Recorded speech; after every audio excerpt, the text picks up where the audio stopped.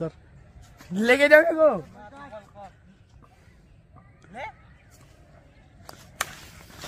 তুই আমার দিকেই মারছিস?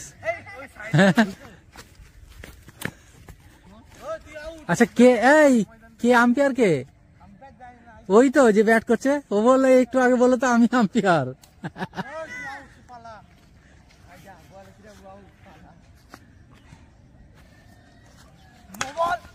কি করে কি করে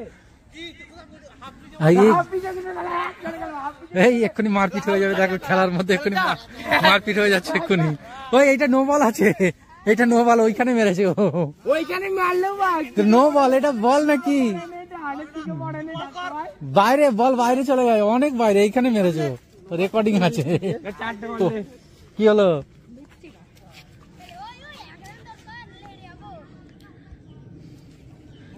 এগুলো বল নাকি? না এটা ঠিক আছে, এই বলটা ঠিক আছে। আউট হলে নো বল ছিল এটা। হ্যাঁ, আসসালামু আলাইকুম, আমি শেখ সাহেব। দেখো আল্লাহর কি সাজারা, দেখো এই যে আল্লাহ পাক মৌমাছিকে বলেছে যে তুমি মধু সংগ্রহ করো ফুলে ফুলে যেয়ে যে। হ্যাঁ, কোরআনে মৌমাছির কথা এসছে। এই দেখো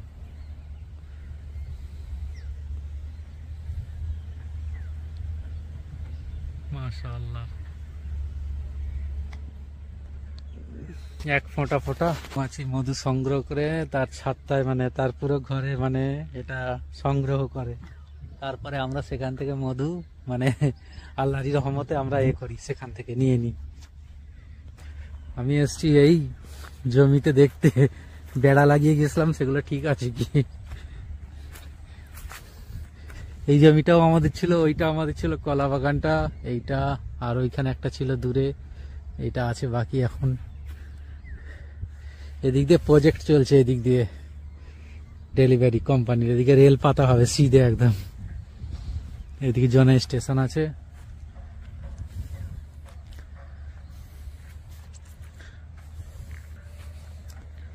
কত সুন্দর নাজারায়, গাড়ি নিয়ে এসছি আমি,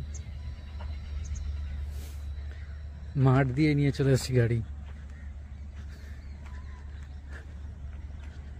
দেশ গ্রামের একটা ব্যাপারই আলাদা, কথাই আলাদা এর।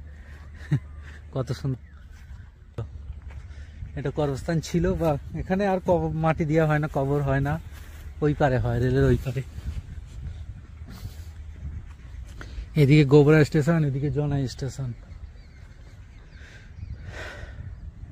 বাকি আলহামদুলিল্লাহ।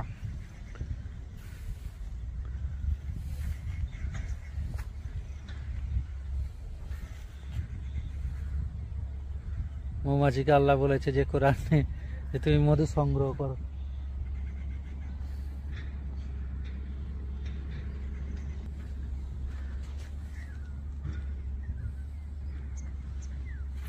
মাশাআল্লাহ,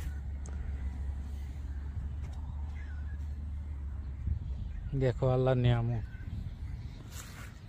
আল্লাহ কাদের জন্য মৌমাছিকে বলেছে যে মধু সংগ্রহ করতে? আশরাফুল মখলুকাত খাবে, হ্যাঁ, মানে আদম খাবে। ফুলের পাপড়ি থেকে এক ফোঁটা এক ফোঁটা এক ফোঁটা অল্প অল্প মধু সংগ্রহ করে এরা আমাদের জন্য আল্লাহ পাকের হুকুমে, মানে মধু সংগ্রহ করে।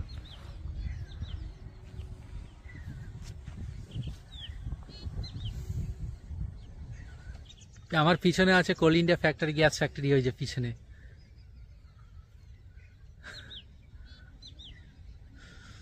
ওটা গ্যাস তৈরি হয় কয়লা পুড়িয়ে, বিশাল বড় ফ্যাক্টরি। এখান থেকে এই মাথা থেকে পুরো রেল লাইন একদম এই জনা স্টেশন পর্যন্ত আছে। কত সুন্দর সর্ষে খাত, সর্ষের দানা থেকে এক একটা দানা থেকে তেল বেরোবে, আবার খোল হবে, সবকিছুই কাজে লেগে যাবে। হ্যাঁ, সবকিছু কাজে লাগবে। এর যে শুকনো গাছটাও কাজে লেগে যাবে।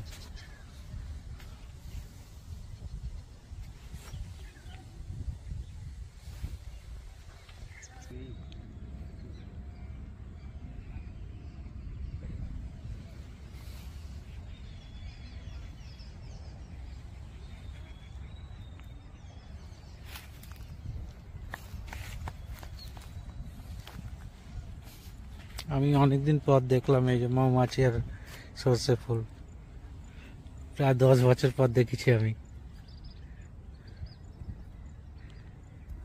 এর আগে তো শীতকালে আমি ওখানেই থাকতাম, সৌদি আরবে। শীতকাল গরমকাল সবই ভালো, আমার দেশ গ্রামের জন্মভূমি সবই ভালো, যেই রকমই।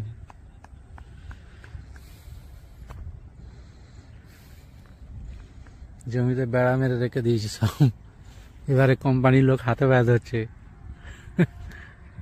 ইন্ডিয়া গ্যাস ফ্যাক্টরি দেখো ওইখান থেকে আছে পুরো এইখানে, পুরো একদম এইদিকে। এখান দিয়েও রেল পাতা হবে, সিধে কাজ হচ্ছে, এই যে মাটি ফেলেছে। যাকে আপনার সবাইকে আমার ভিডিও কেমন লাগলো একটু দেখবেন, আর বেশি বেশি করে শেয়ার করবেন, ঠিক আছে? আপনারা কেউ সবাই ভিডিও দেখেন কিন্তু কমেন্ট করেন না, কিছু কমেন্ট করবেন, হ্যাঁ সাত্তার ভাই আমি এখান থেকে দেখছি, সাত্তার ভাই আমি ওখান থেকে দেখছি, বলবেন তো। ঠিক আছে, রেখে দিচ্ছি, পরের ভিডিও ইনশাল্লাহ দেখা হবে ফের। আল্লাহ হাফেজ। আর এই মৌমাছিকেও বলেছিল আল্লাহ বলেছে যে তোমরা এই মধু সংগ্রহ করো নানান ফুল থেকে। তো কোনো একটা হাদিস আমি শুনেছিলাম যে মৌমাছিকে জিজ্ঞাসা করেছিল কোন আল্লাহর ওলি, হ্যাঁ বড় আলেম, যে এই তুমি তোমার সব রকম মধু নিয়ে যাও, খাটা মিঠা তেতো, এগুলো মিষ্টি কি করে হয়, সব একই রকম টেস্ট হয়। বলছে আমরা মধু সংগ্রহ করে একবার, হ্যাঁ দিন দুনিয়ার বাদশাহ হাবিবুল্লাহ প্যারে নাম বাবা জানাবে হযরত মুহাম্মদ সাল্লাল্লাহু আলাইহি সাল্লামের নামে একবার দরুদ শরীফ পড়ে দিই, তখনই এই সব ফুলের টেস্ট এক টেস্ট হয়ে যায়। হ্যাঁ এটা সত্যি কথা, হাকিকত কথা। কেন বোঝো তোমরা কি করে, মানে 1000 ফুলের মধ্যে 1000 রকম টেস্ট হবে, কিন্তু মধু একটা মধুর মানে ছাত্তায় পুরো একই টেস্ট থাকে। হ্যাঁ ঠিক বলছি তো আমি? সেই টেস্টটা একই রকম কি করে হয়? আমার রসুল পাকের উপরে দরুদ পড়ে এরা, মানে মৌমাছিরা রসুল পাকের উপরে দরুদ পড়ে, হ্যাঁ তাই জন্য পড়ে বলে ওই জন্য মধুর টেস্ট একই হয়ে যায়। অনেক গবেষণা, অনেক বৈজ্ঞানিক গবেষক করেছে, বৈজ্ঞানিক রিসার্চ করেছিল, বুঝতে আর পারে না যে এত হাজার হাজার ফুলের টেস্ট এক টেস্ট হয়ে যায় কি করে। এটাই কারণ। আমার নবীর রুতবা কত বড় আল্লাহ রেখেছে। যাকে ইনশাল্লাহ ফের এরপরের ভিডিও কথা হবে এখনই, ঠিক আছে? আল্লাহ হাফেজ, দোয়া করবেন আপনারা সবাই।